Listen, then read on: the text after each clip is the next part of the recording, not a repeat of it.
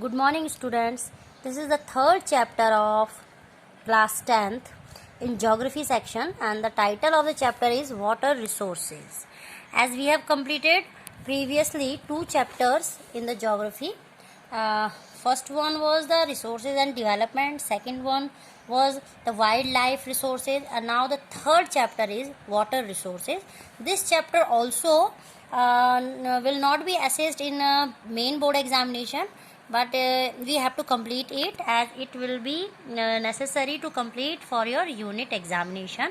And if you see that the chapters which are not going to evaluate in board exam, still they are having the interconnectivity with some topics, the chapters which are evaluated in your board examination. So here we are going to start chapter number 3rd, water resources in geography.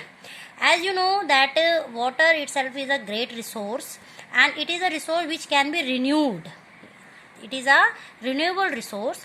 So as we do earlier that before starting the chapter, we noted down some important terms, definition, so that during the explanation of the content it will be very easy to understand these particular terms meaning. So geography lesson 3rd, water resources, part 1, important terms, fresh water. So what is the meaning of fresh water? Saltless water is called fresh water. It means that if the question will be asked that what do you understand by fresh water, the saltless water is called the fresh water, the water which is not saline in nature. Second is surface runoff. What is surface runoff? That water found accumulated on the surface of the earth in depression flowing through rivers, streams, or frozen in the form of ice caps and snowfields. So that whatever water form we usually found in rivers, in streams, or frozen in form of ice caps and snowfields is the example of surface runoff water. Third, groundwater. As the name is reflecting, that groundwater means the water which exists below the ground surface in the zone of the saturation and can be extracted through a well or any other means, or emerge as springs and base flows in streams and rivers. The groundwater which as we dig the earth for to develop you can say to use the groundwater in the form of well, we use tube well. So for tube well, hand pumps, we extracted water from the ground level, or we dig the earth. So these are the example of groundwater resource. Then the next term is hydrological cycle. What is hydrological cycle? It is the circulation of water within the earth's hydrosphere in different forms, that is the liquid, solid, and the gaseous phases. All these phases, the solid, liquid, and gaseous forms of water which is found in our atmosphere known as the hydrological structure. It also refers to the continuous exchange of water between the ocean, atmosphere, land surface, subsurface, and the organism. These are that we can be having the hydrological cycle on atmosphere, on ocean atmosphere, land surface, and subsurface and organism. The fifth term is resource.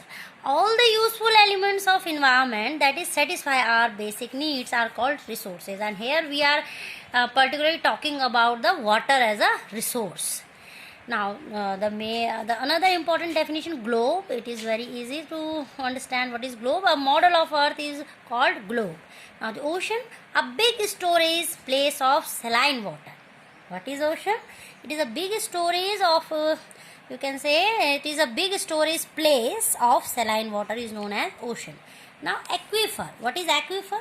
A saturated geological unit. Example, sands, gravels, and the fractured rocks, which can yield water to the wells at a sufficient rate to support the wells. is known as aquifer. Aquifer is a saturated, saturated means a very heavy geological unit, and which can yield water to the wells at the sufficient rate to support the wells. So it is a source, you can say, it is a channel to use as saturated water to support the wells. Now ninth point is water scarcity. It is a very important term, and we will discuss this term in the notes also, that what is all about water scarcity. Water scarcity, it is a shortage of water as compared to its demand, is known as water scarcity. It means if the demand of the water is not satisfying in any region, state or country, that particular situation is known as water scarcity. The shortage of water as compared to its demand is known as water scarcity.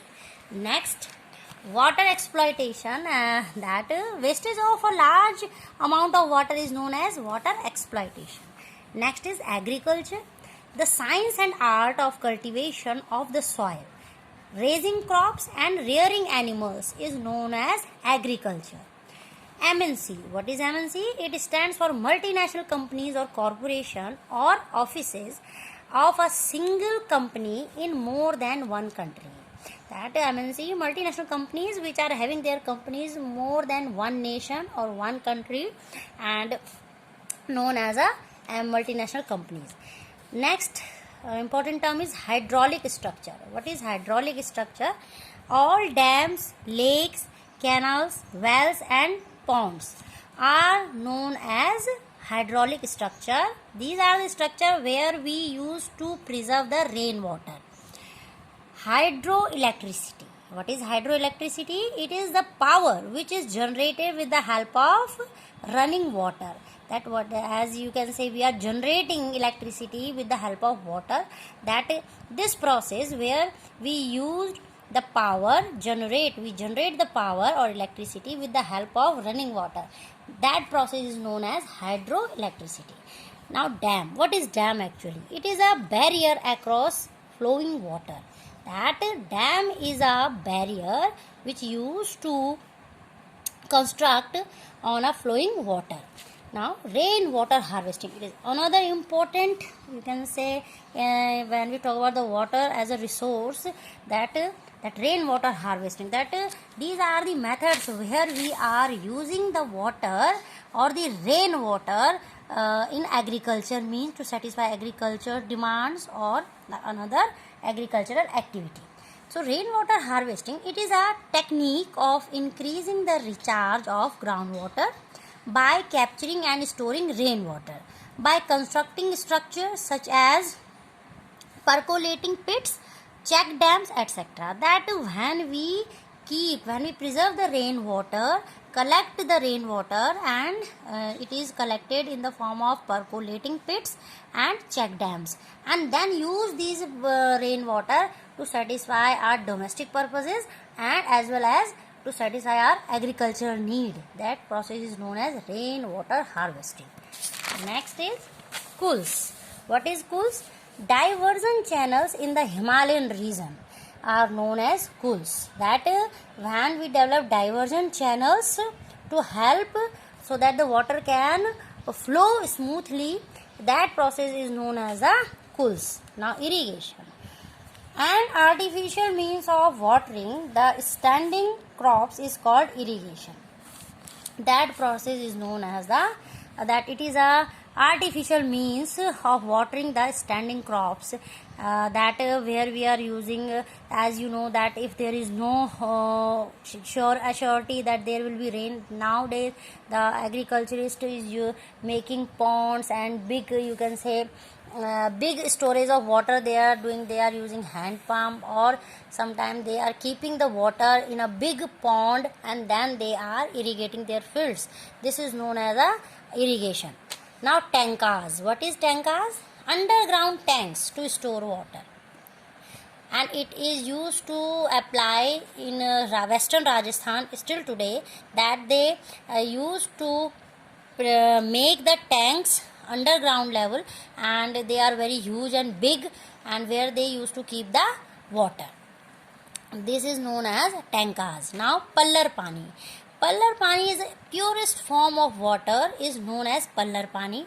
And now perennial canals. The perennial canals, that canals have water all the year, are called perennial canals. The perennial canals are the canals which are having for 12 months there will be the availability of water.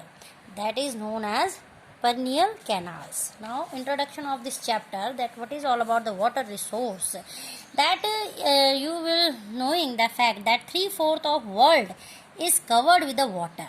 3/4 part of the world is covered with the water, and we know that water is a renewable resource, but only a small proportion of this third fourth accounts for the fresh water that can be put to use. That only very few amount of this third fourth part which is covered by the water around the world can be used as a fresh water. Due to hydrological cycle or water cycle, water renews time to time in nature. Then if it is a natural process that the need of water or the renewal of the water is by nature is continuously happening, then how it is that countries and regions around the globe suffer from water scarcity? That if there is a balanced hydrological cycle in the nature, then why the question arises that after some years the various countries of the world will suffer from the water scarcity? Now, as it is predicted, the United Nations World Development Report of 2003 predicted that by 2025 a large part of India will join the countries or regions having absolute water scarcity.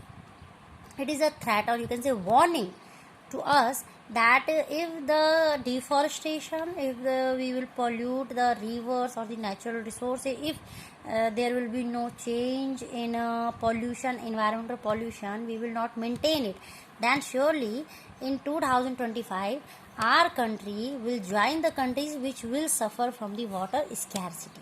You can say it is a warning which was given by the United Nations World Development Report 2003. Now we will continue the chapter water as a resource, and under it that what is all about water scarcity and the need for water conservation and management. In this chapter we will know about what is all about the water scarcity and how we can stop the water scarcity by conserving the water through a particular management. Yes, given the abundance and renewability of water, it is difficult to imagine that we may suffer from water scarcity. The moment we speak of water shortage, we immediately associate it with region having low rainfall. That whenever the question arises that the water scarcity and our country will be having the water scarcity, then we connected this situation with the state or the region where we are having very less rainfall, or those that are drought prone, or we think that the places like Rajasthan or Jaipur, Jaisalmer, as they are already very dry and drought area, so maybe these area will be having the water scarcity situation in future. We instantaneously visualize the desert of Rajasthan and women balancing many matkas, earthen pots used for collecting and storing water and traveling a long distances to get water. Then we not only we imagine, then we also associate that it will be the Rajasthan where there will be a water scarcity in future, as already there is a challenge for the local women to collect the water, as it is a very dry and drought prone area. True, the availability of water resource varies over space and time, mainly due to the variation in seasonal and annual precipitation. But water scarcity in most cases is caused by over exploitation, excessive use and unequal access to water among different social groups. there are three reasons. The author has given to you that what are the reason where which will be the reason for water scarcity. First is that over exploitation of water. Second, excessive use and unequal access to water among different social groups. That another reason that in a one state maybe there is so much of water availability, but it is not equal manner, it is not circulated in a equal manner to the different society of the people. And excessive use of water also. These are the main three reasons that it will become the great reason for water scarcity to our country people. Now, where is then water scarcity like to occur? If the places which are already drought prone area, or which are dry, which are not having the good rainfall annually, so and it is not sure that only these places will be suffer from the water scarcity. Now what will be which places will be come under the threat of water scarcity? We can come to know. As you have read in the hydrological cycle, fresh water can be obtained directly from precipitation, surface runoff and groundwater. As we know that we can obtain the fresh water from the hydrological cycle, surface runoff or groundwater. These all three you can say the fact that by which we can having the fresh water. Is it possible that an area of region may have ample water resources but is still facing water scarcity? Yes. That is it possible that there will be a great amount of water, sufficient amount of water as a resource, but still the people are facing the water scarcity. Many of our cities are such example. Thus, water scarcity may be an outcome of large and growing population. Yes, if the population is so much, even there is so great number of availability or large number of water availability, but if the continuously population will increase, then definitely these cities or these area will suffer from water scarcity, because the demand will be increased day by day just because of the uncontrolled population. So if the population will increase, definitely there the people will be having the water scarcity at one time, and consequent greater demands for water and unequal access to it. Then again, some parts of the society will be having the proper availability of water, and some will be totally disadvantaged by the water availability. A large population means more water, not for only domestic use but also to produce more food. It is a very basic example that you know that how much water is consumed per family on the basis of their family member per day, and we are only taking the example of for domestic purposes. And if we talk about the industrial area, how much amount of water is used for the industry purpose, then though it will a great number and the great quantity. Hence, to facilitate higher food grain production, now agriculture, India is agriculture based land, so we cannot ignore that how much water availability for irrigation we need. Our economic system is totally based on our agriculture. So then again, that how much water we need. Water resources are being overexploited to expand irrigated areas and dry season agriculture. Now the dry season, that we know that throughout the 12 months we do agriculture. Then what is all about the dry season? Dry season means we need more water to irrigate the fields. You may have seen in many television advertisements that most farmers have their own wells and tube wells in their farm for irrigation to increase their produce. But have you ever wondered what this could result in? Yes, that so many you can say prosperous farmers like Punjab and Haryana, they are having their own you can say hand pumps, tube wells and the wells to irrigate the fields, especially in dry season. But have you ever thought that what are its adverse effect? That it may lead to falling groundwater. levels. Yes, so many prosper farmers, when they dig the fields and they use the wells and hand pump to use the groundwater, and when this number increases, then the quality and the quantity of water in underground water decreases. The level of the water availability under the ground is decreased day by day, adversely affecting water availability and food security of the people. Yes, that water is a basic need, and we need water to produce the crops. So adversely, not only the people adversely affected for the water availability, but also for the food security.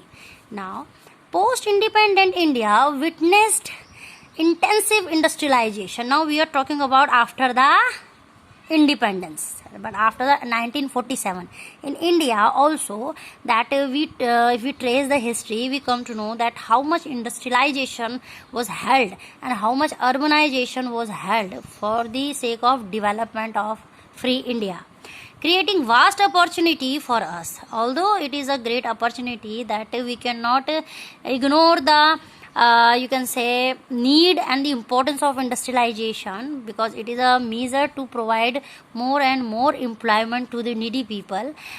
Today, large industrial houses are as commonplace as the industrial units of many MNCs, means multinational corporation. The ever increasing number of industries has made matters worse by exerting pressure on existing freshwater resources. Yes, now the freshwater resources are having the burden. They are exploiting, and the condition is not bad, poor. Now it has become worse. That there is a great pressure on the freshwater resources. Industries, apart from being heavy users of water, also require power to run them. Now, water is not used to satisfy their employees' basic needs as tea, coffee, or the other in their washroom. Also, the water availability, if we are talking about the multinational company, thousands of employees are there. So how much quantity and the volume of water is consumed by every single unit of one industry? I'm talking about only one MNC, and now India is having thousands of multinational companies. And now, not only to satisfy their employees' basic need, but they also use to run their industry. When they generate the electricity, then they also use the water to generate their work also. Much of this energy comes from hydroelectric power. Now, when these heavy industry runs, they are run by the help of hydroelectric power. And when we are saying hydroelectric power, it means they are also producing the electricity by the water. Then again, they are consuming the water to run their heavy industry. Today in India, hydroelectricity power contributes approximately 22% of the total electricity produced. These are the latest data that today 22% of the total electricity produced by India, and it is by the hydroelectric power. Moreover, multiplying urban centers with large and dense population and urban lifestyles have not only added to water and energy requirements, but have further aggravated the problem. Now, as you can see that the demands of water, whether we are talking about domestic life, as India is the second largest populous country, you can imagine that fair data that in a family 4 or 5 members are common. So how much they are consuming water per day, then these industries, how much water they are using to produce hydroelectric power. If you look into the housing society or colonies in the cities, you would find that most of these have their own groundwater pumping devices to meet their water needs. And now, if we see that there are so many families which have developed their own groundwater pumping system, so that their water needs can be satisfied. Not surprisingly, we find that fragile water resources are being overexploited and have caused their depletion in several of these cities. We are talking about cities, that even the cities, they are overusing the groundwater and they are exploiting. When we say that exploitation, it means we are becoming greedy, that more than our need we are using something as a resource. It is known as a exploitation, overuse. And whenever there will be overuse, then there will be imbalance in the nature, and if there will be imbalance, then the effect definitely will be adverse effect, not the good effect. So it is happening nowadays now. And we are talking about, especially in this chapter, water, that how much water we are over exploiting or overusing. So far we have focused on the quantitative aspect of water scarcity. Now let us consider another situation where water is sufficiently available to meet the needs of the people, but the area still suffers from water scarcity.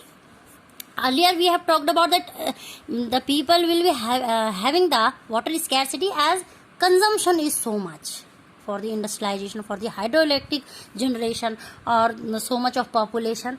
Here we are talking about the water scarcity, but the area still suffer from water scarcity where they are having sufficient water to satisfy their need. They are also suffering from the water scarcity. What is the reason?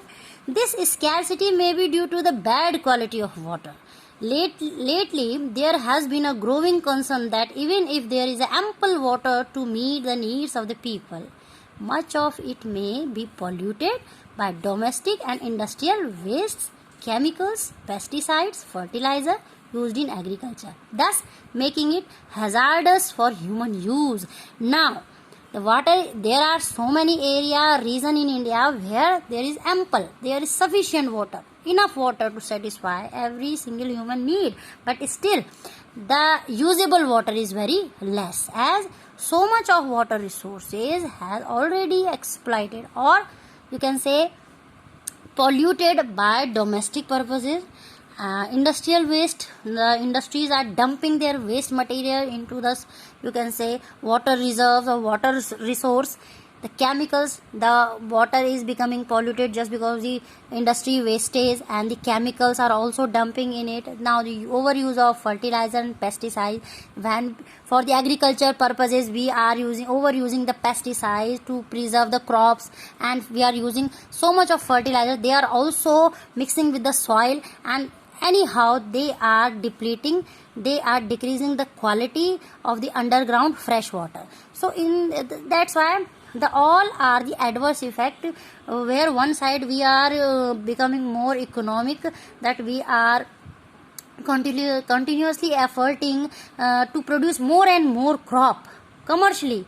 We are thinking commercially, so at some point we are compromising with the quality of the soil and water, underground water. So these are the situation that we are having so much of ample water, but still we are compromising with the quality of water. That's why we are having very less amount of fresh water, which can be used to as a you can say pure water form or for drinking purposes. Now, you may have already realized that the need of the hour is to conserve and manage. Now we can understand by these paragraphs that if it is happening in India, that we are overusing or over exploiting the water, whether it is domestic purposes or it for you can say hydrological or for to generate the hydroelectric power to satisfy industry needs, we are overusing or exploiting the water. Now you have understood that what is the need to conserve the water with the help of proper management. You may have already realized that the need of R is to conserve and manage our water resources, to safeguard ourselves from health hazards, to ensure food security, continuation of our livelihoods and productive activities, and also to prevent degradation of our natural ecosystem. These all are the challenges which we are facing nowadays, and we all have to preserve it by the preserving the water, by the less use of artificial or synthetic pesticide to produce more and more crops, over exploitation and mismanagement. It means we need a proper management by the government side, and it is our own responsibility also as a citizen. A water resource will impoverish this resource and cause ecological crisis that may have profound impact on our lives. These are the challenges that if we will continue this habit over exploitation, we will pollute the water reserves or the river side or the wells, then our future generation will be having nothing to use water as a resource. Now that it is all about. Now the another important heading is multi-purpose river projects and integrated water resource management. What is multi-purpose river projects? But how do we conserve and manage water? Now the question arises that okay, it is a need of time that we have to conserve water. So we can conserve water with the help of multi-purpose river projects and integrated water resource management. These are the two strategies by which we can preserve or conserve the water as a resource. Archaeological and historical record shows that from ancient times we have been constructing sophisticated hydraulic structure like dams built of stone rubble, reservoirs or lakes, embankments and canals for irrigation. Not surprisingly, we have continued this tradition in modern India by building dams in most of our river basin. That now we have understood that dam construction is one measure where we can produce hydroelectric power and we can satisfy the irrigation system also, and here we are not exploiting so much of water or not we are, you can say, we are using the one water for the multi-purpose, you can say, objectives. Now what are dams and how do they help us in conserving and managing water? So dams were traditionally built to impound rivers and rainwater that could be used later to irrigate agriculture fields. So dam is useful for the agriculture purposes. Today dams are built not just for irrigation but for electricity generation. So now one dam which is in historical perspective used only to irrigate the field. Now in modern India, in this 21st century, we are using the same dam for meeting the irrigation purposes to satisfy our agriculture need, as well as we are using the same dam water to generate electricity, and this electricity is used by the various company or the factories, either the government or private. Water supply for domestic and industrial uses, flood control, recreation, inland navigation and fish breeding also. So these are the multi-purpose, that one dam is used for flood controlling, recreation, inland navigation and fish breeding and producing hydroelectric power. Hence dams are now referred to as multi-purpose projects, where the many uses of the impounded water are integrated with one another. For example, the Satluj Bias river basin